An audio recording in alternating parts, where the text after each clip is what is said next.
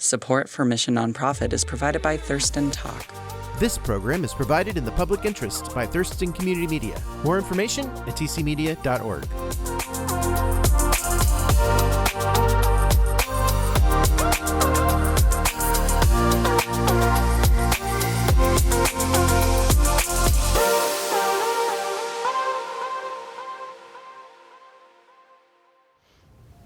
Hello, I'm Robert Cam, your host for Mission Nonprofit.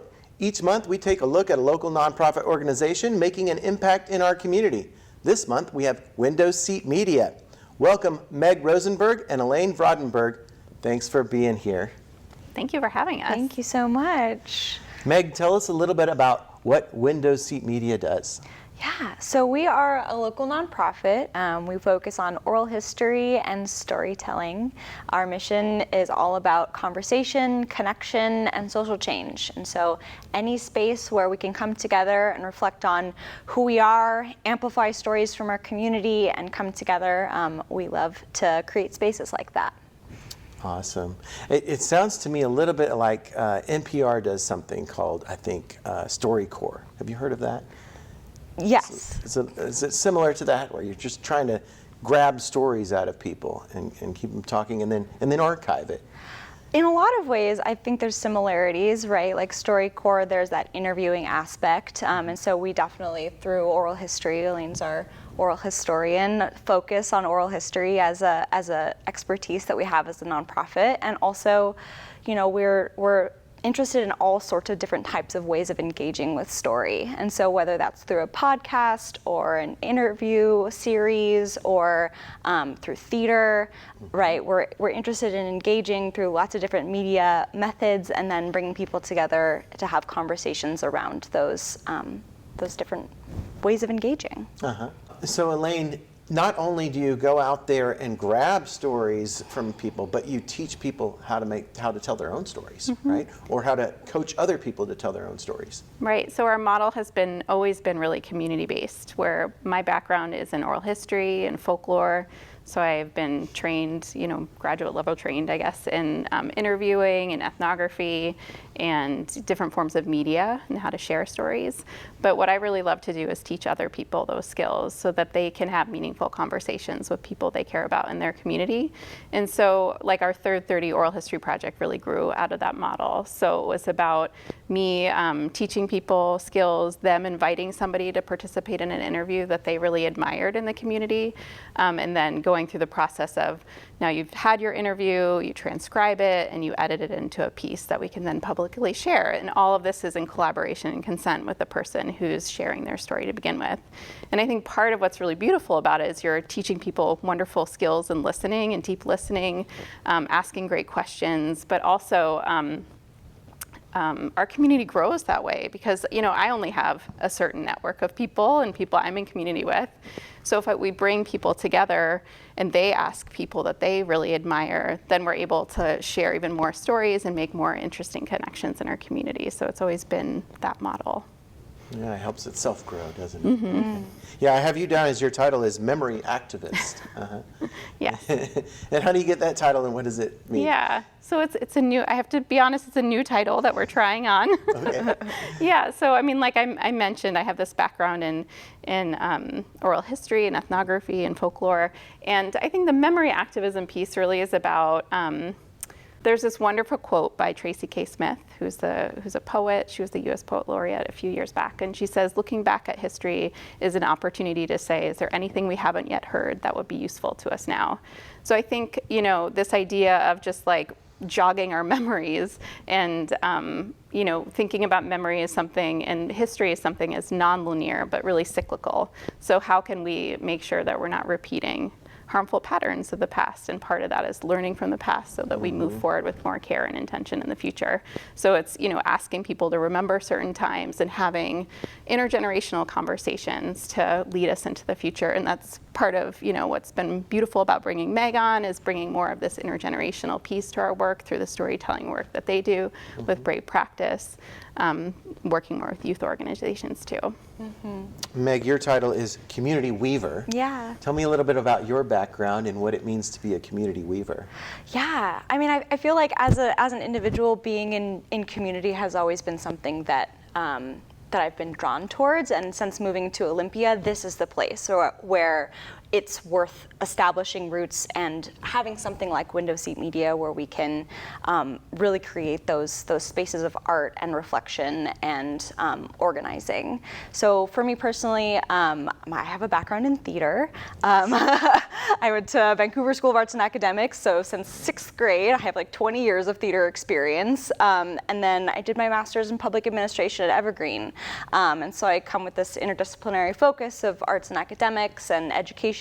I was working in education policy, and then met Elaine through arts and community, and then this position opened up, and it was sort of perfect because not only is the community engagement aspect of this work and the organizational development a fit for what my background is, but also I walked out of my master's degree with a business plan for a theater company.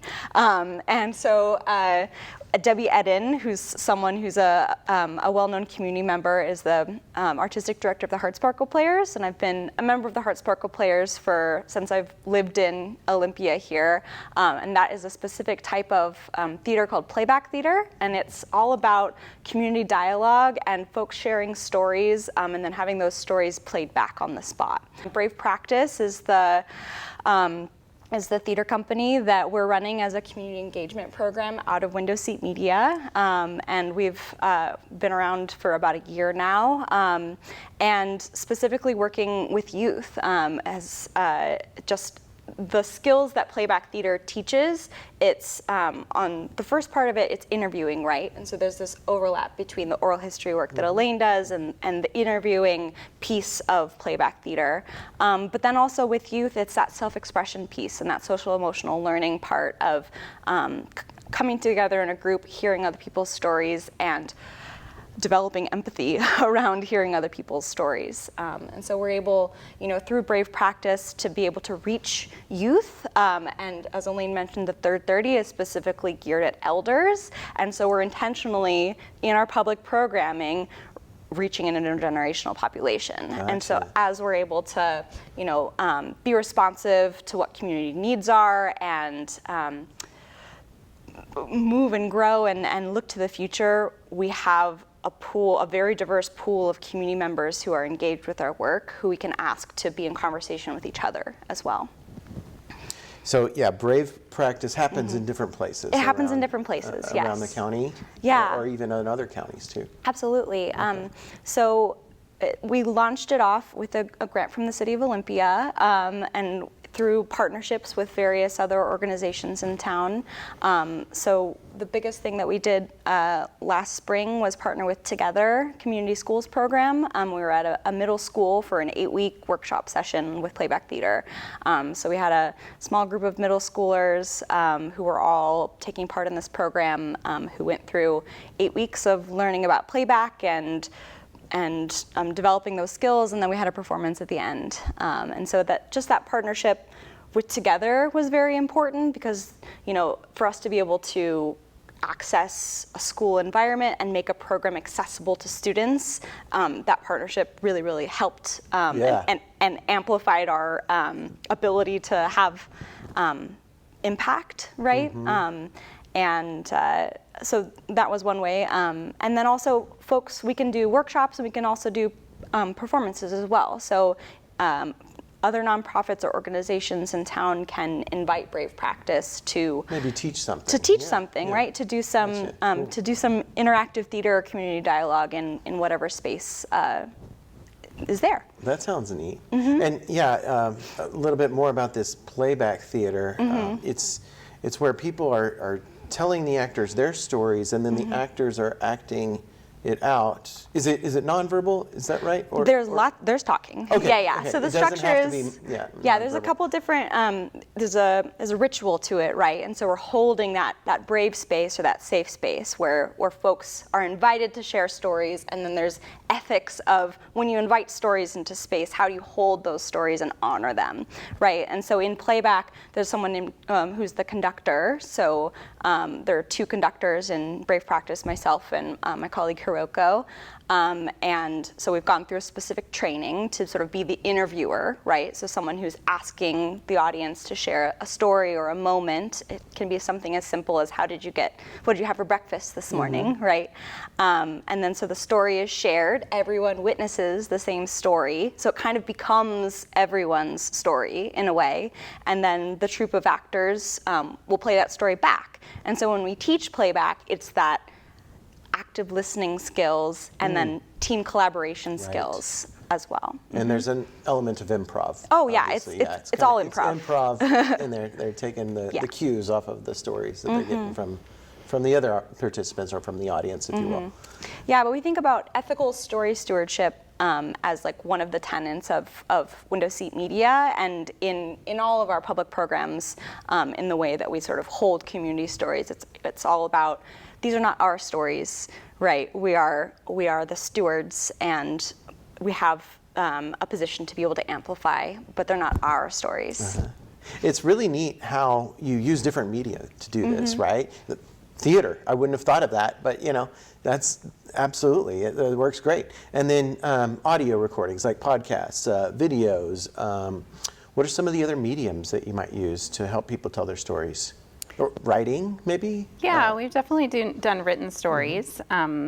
Our Third 30 Oral History Project began as a program where people produced a written story in the end. That was the final product, was just a written story that we then read aloud in public gatherings.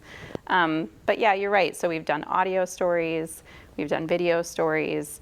We currently have an exhibit up at the Olympia City Hall.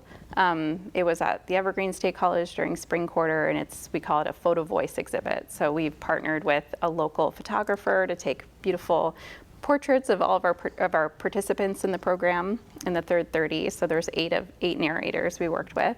So they're a large, 16 by 20 portrait paired with a short audio story. So you can visit the exhibit and listen to the story at the same time. So we've experimented with exhibits and the theater piece, and then we do these virtual storytelling circles as well. So, it's, there's all sorts of different formats that we've used, and we're also partnering with some local teaching artists on an upcoming workshop series where people will be doing visual journaling and creative writing. So how do you take, an oral history interview somebody, and then create your own creative product from that?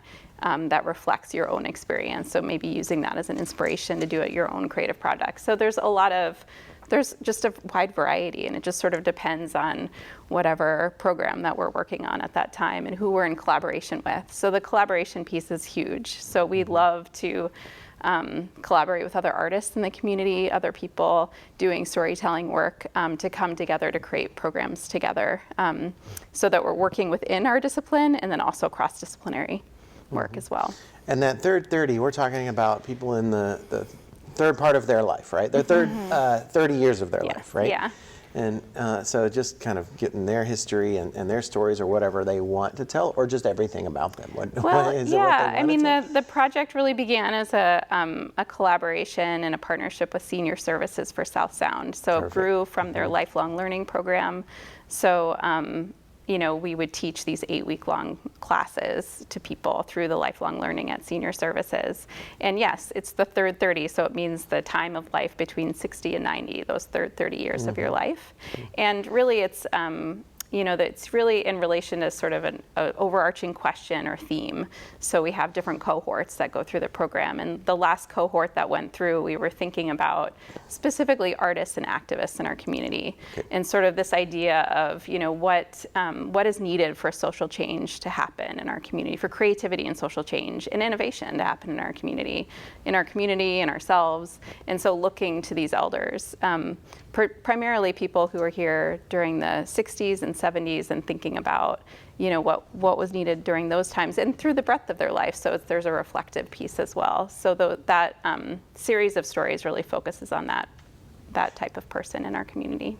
And this is part of what you call Community Roots, and that's an event program. Can you tell us a little bit more about that? So part of our purpose with our oral history work is it's sort of twofold. It's sort of the process of gathering the stories, the interviewing process, the sitting with somebody to ask good questions and listen deeply. Then there's the product piece of whatever we decide to do with those stories collaboratively, but then also almost more importantly is how do we bring community together to listen to those stories. So maybe it's a virtual story circle. In this case, we're doing a series called Community Roots, and it was funded by the American Historical Association. So we were one of 50 groups across the U.S. who was able to get a grant from the AHA to produce this series. So they helped fund our photo voice exhibit and the series that's called Community Roots that's happening September 9th through 11th in downtown Olympia. And the events, it's a series of 4 events, and it was produced in collaboration with a few of our narrators from the Third 30 around themes from their stories. So for example, the first event we're doing in collaboration with Pat Holm and with Planned Parenthood, and it's all about access, thinking about access and reproductive health care. And so we're doing that event. We're doing an artist talk with Dan McKinstry, who's a local master luthier, guitar maker, and Harvest Moon, who's a basket weaver and storyteller. And we're doing an event down at Arbutus with those 2 folks, and they were part of our project. And then we're doing this wonderful collaboration with Brave Practice and the Hartsbarko Players, because Debbie Eden was a featured narrator in our project as well. So we'll have a Playback Theater and thinking about, wow, the breadth of that work in our community over the last 30 years and the importance that it's had. And, and then this new theater company called Brave Practice launching also as part of that tradition. So that's that project that we're doing.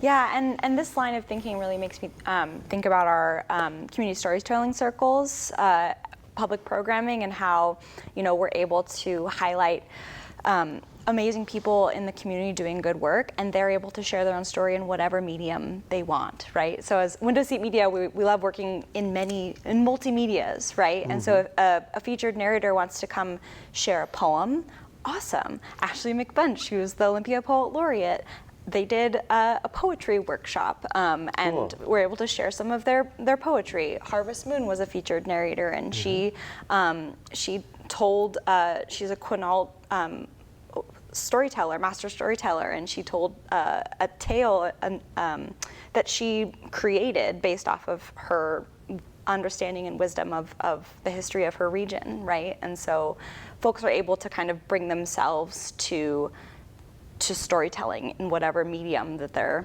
interested in sharing. So yeah, and those storytelling circles came about during the pandemic because a lot of our in-person programming went underground, and so this virtual format that's sort of simple, there's a featured story, and then folks are able to share their own personal stories. What gets sparked by that community member's story was a really amazing way during the pandemic for folks to come together, and that was we heard a lot of that feedback as like, thank you for doing this, right? Like we needed a place to authentically share truth and learn from wisdom that exists in the community.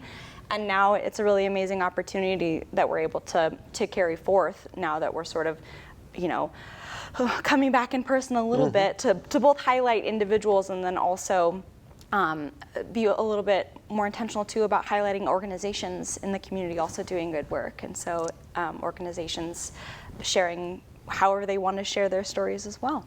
Well, hey, maybe you need to share Thurston Community Media maybe. partnership with you.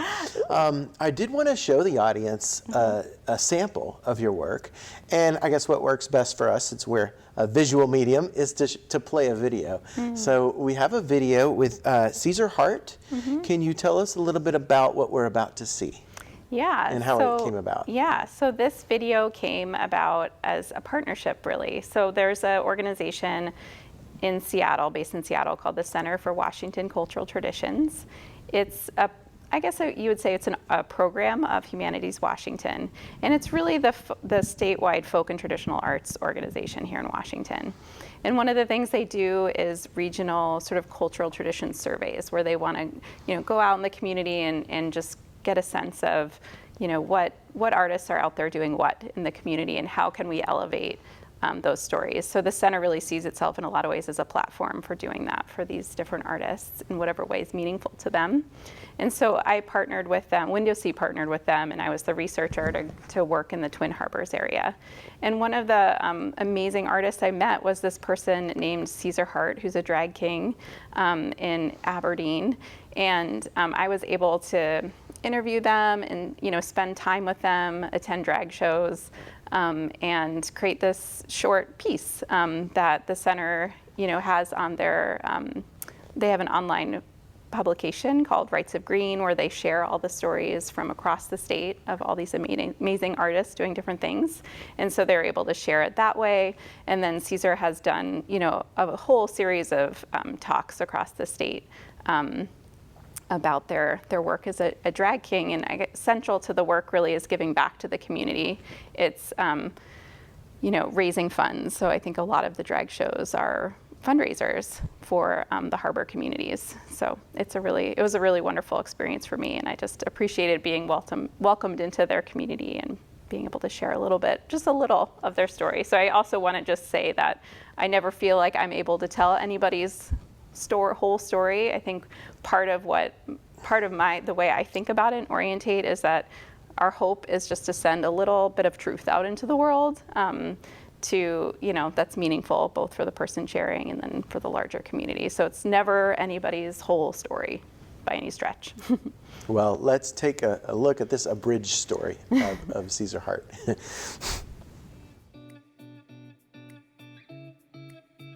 If you feel like you don't fit in this world, cut out your own space. Don't let nobody tell you you don't need to do something. Like, if that was the case, I would not be here right now.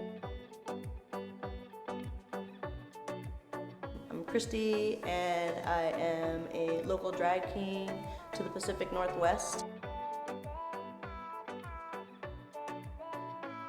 In the beginning, I was really nervous before even going out there and feeling like, these people don't even know who I am. Do they even know what a drag king is?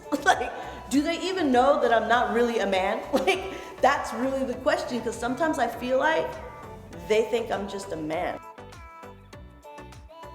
I never really saw that many drag kings or even that many drag king opportunities, because it was like a queen world. And I'm just like, but just because I'm a girl doesn't mean that I can't do it too. The thing that I heard the most back then was that kings didn't have to do as much as queens do. There is no change, there is no illusion, there is no nothing. You look the same.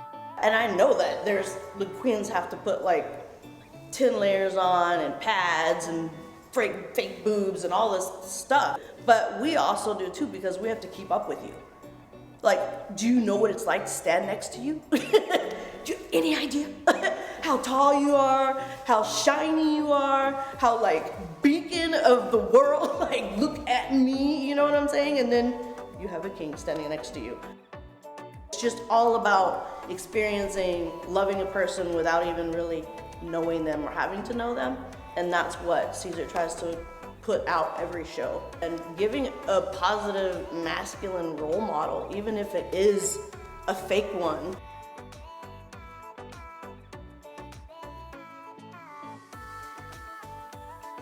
I knew from the very first show that there was a huge community that needed something like that out here.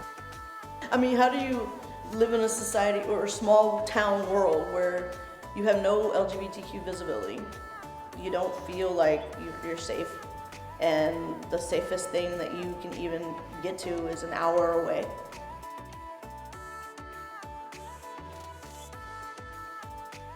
There are times when I look up and I'm like, I feel like I live in a gay world, but I don't.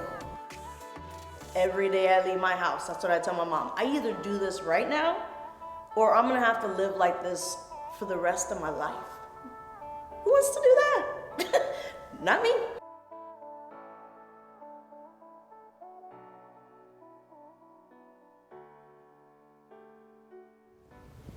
Welcome back to Mission Nonprofit. If you're just joining us, our guest is Window Seat Media.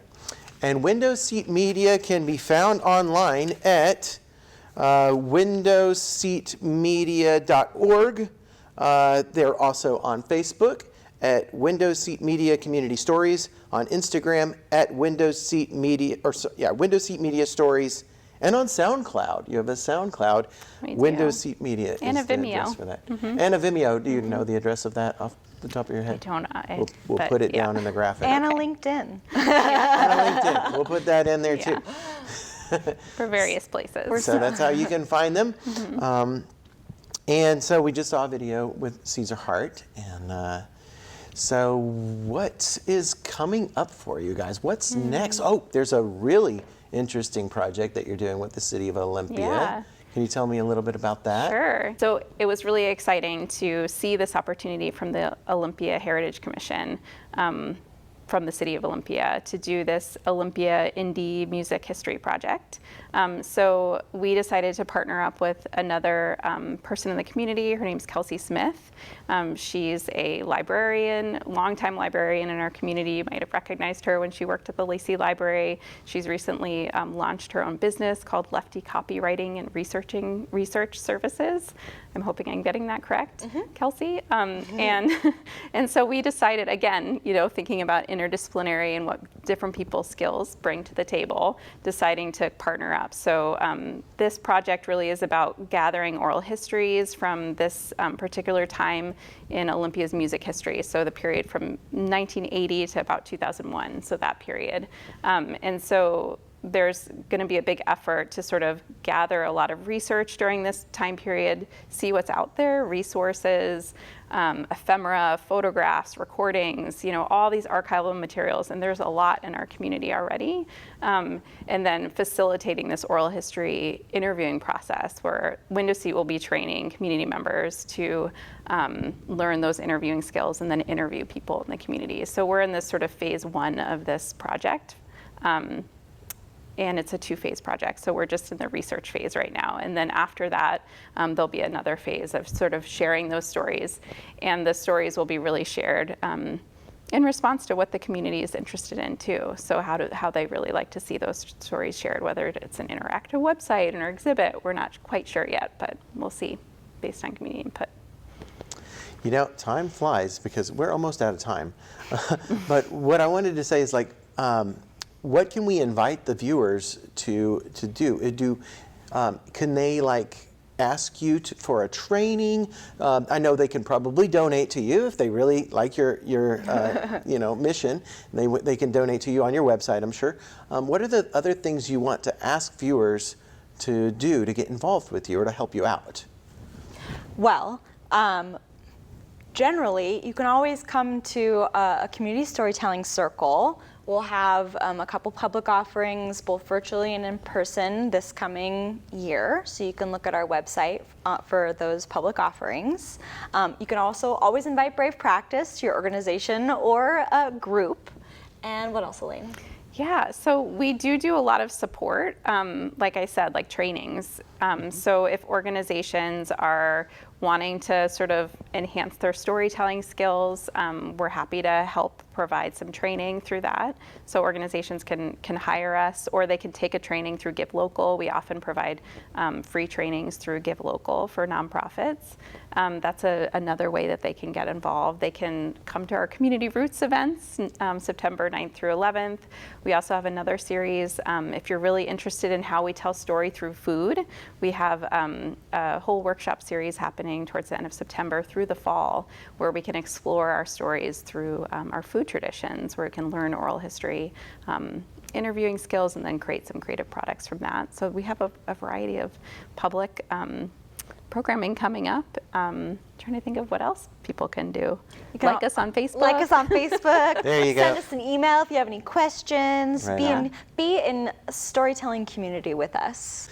That's all we have for you today. If you'd like to learn more about Window Seat Media, you can find them online at windowseatmedia.org, on Facebook at Window Seat Media Community Stories, SoundCloud at Window Seat Media, and Instagram at Window Seat Media Stories. Thank you for watching. See you next time.